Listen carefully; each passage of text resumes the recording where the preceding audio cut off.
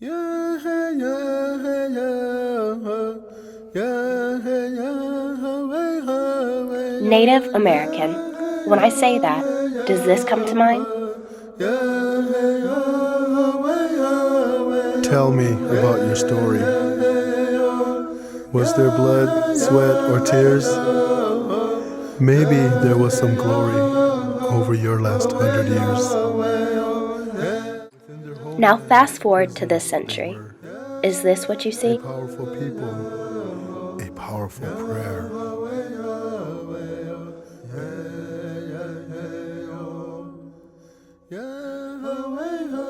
See the strength, feel the pride. One with nature, nothing to hide. One of the most impactful stereotypes facing Native Americans is their abuse of alcohol. It's not a stereotype. It's a damp reality. I mean, Native Americans have an epidemic rate of alcoholism. I'm an alcoholic, recovering. My father was an alcoholic. My big brother's an alcoholic. One of my little sisters an alcoholic. My mom's a recovering alcoholic. Every single one of my cousins is a drinker. All of my aunts and uncles were drinkers. Some of them have quit. Some of them never did. My classmates, 3 have died in alcoholic-related accidents. My brother has had 5 best friends die in alcohol-related accidents. And we're not atypical.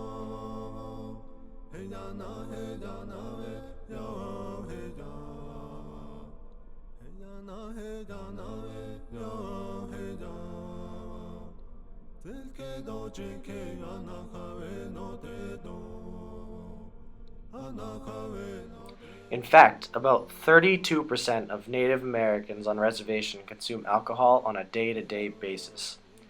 12% of the deaths among Native Americans are alcohol-related. It's medication. Trying to take away the pain. And in a way, it has substituted for cultural ways of dealing with the pain. So instead of singing, we're drinking. My father often said, I drink because I'm Indian, which, is the saddest thing imaginable. Why did you drink? Because I'm Indian. Another common stereotype is that all Native Americans live on a reservation. We didn't make reservations. The military, the U.S. military and government made reservations, and it was a place where we were supposed to be concentrated and die and disappear. It wasn't until much later when the U.S. government realized that relocation, taking us out of, highly concentrated ethnic communities, was the way to dissipate us. This is a stereotype that Alexie plays with a lot in his writing, as some of his stories talk specifically about Native Americans that live off the reservation and their struggle with identity and the dominant culture. It's almost 70% of natives live off the reservation. Examples of this include attending college, participating in non-cultural binding relationships, and contributing to society as a whole. Thanks to the many stereotypes given to the Native American people, the dominant culture now holds a specific depiction of Native Americans that does not quite accurately represent the culture. American history is flooded with the ideas of colonialism, always praising the brave, heroic white man and the sacrifices they made for their discoveries. Chapters upon chapters of our books glorify their conquest, but at what cost is only marginally significant at best. I've never been to Mount Rushmore. It's just too silly. Even now as I write this, I'm thinking about the t-shirt that has 4 presidential faces on the front and 4 bare asses on the back. Don't get me wrong, I love my country, but epic sculpture just leaves me blinking with dry-eyed boredom, thinking that I'd much rather commemorate other presidents. Let's honor JFK's whoring and drinking, or the 13 duels Andrew Jackson fought to defend his wife's honor. Why don't we sculpt that? Who's on that damn Rushmore anyway? Is it McKinley, Arthur, Garfield, and Lincoln? And yes, I know there's a rival sculpture of Crazy Horse, but the side of that one is ball shrinking because Crazy Horse never allowed his image to be captured. So which sculptor do you think he'd now attack? I've never been to Mount Rushmore. It's just too silly.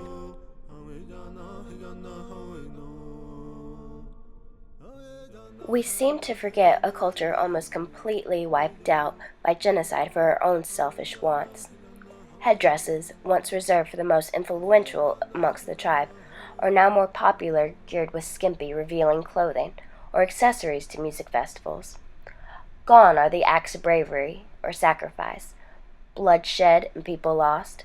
Somewhere along the way, our culture has incorrectly, ignorantly, and even romanticized Native American culture.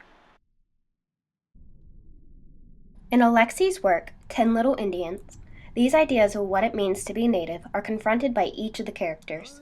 They often tend to struggle with how they're defined by society, how they're defined by their ancestry, versus who they really are. Alexie juggles Native American stereotypes with both truth and uncertainty, as the characters attempt to hold on to their positive Indian attributes while breaking free of others. As a native, as a colonized people, you do live in the in-between. The thing is, I'm native, but necessarily because I'm a member of the country, I'm also a white American. I mean, it's a destructive feeling because, you know, a lot of native culture has been destroyed. So you already feel lost inside your culture. And then you add up feeling lost and insignificant inside the larger culture. So you end up feeling lost squared. And to never be recognized, to never have any power. You know, other minority communities actually have a lot of economic, cultural power, but we don't, you know. White people, no matter how smart, were too romantic about Indians. White people looked at the Grand Canyon, Niagara Falls, the full moon, newborn babies, and Indians with the same goofy sentimentalism. But oh, my mother's whole white friends loved how Indian we were, and my mother became more Indian in their presence.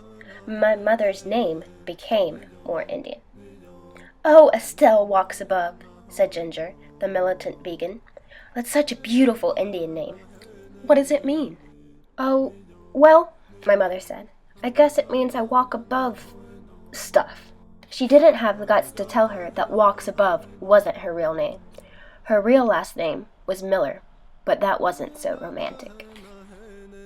Her white friends wanted to be my mother, so they started to dress and talk like her. Imagine a dozen white women running around Seattle, speaking with sing-song reservation accents. How confusing. Homeless Indians had no idea what to make of these blondes who sounded like they just gotten off a bus from Crow Agency, Montana. What is it about Indians that turns otherwise intelligent, interesting, and capable people into blithering idiots? I don't think every white person I meet has the spiritual talents and service commitment of a Jewish priest, but white folks often think we Indians are shamanic geniuses. Most Indians are only poor folks worried about paying the rent, the light bill, and they usually have to pray to win the damn lottery. You know, I know a lot more about being white than you know about being Indian. I am extremely conscious of my tribalism. And when you talk about tribalism, you talk about living in a black and white world. I mean, Native American tribalism, sovereignty, even the political fight for sovereignty and cultural sovereignty, is a very us versus them.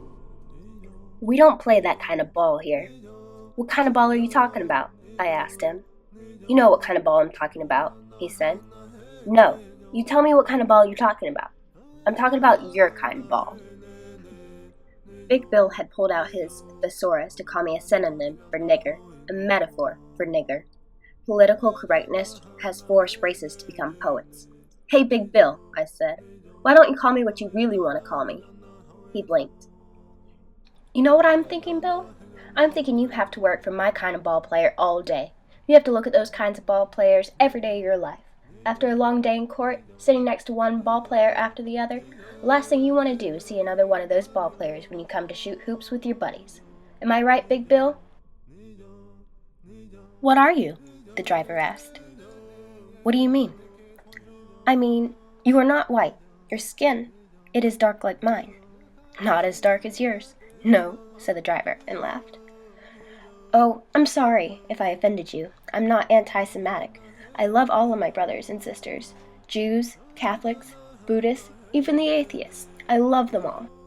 Like you Americans sing, Joy to the World and Jeremiah Bullfrog. The taxi driver laughed again, and William laughed with him. I'm Indian, William said. From India?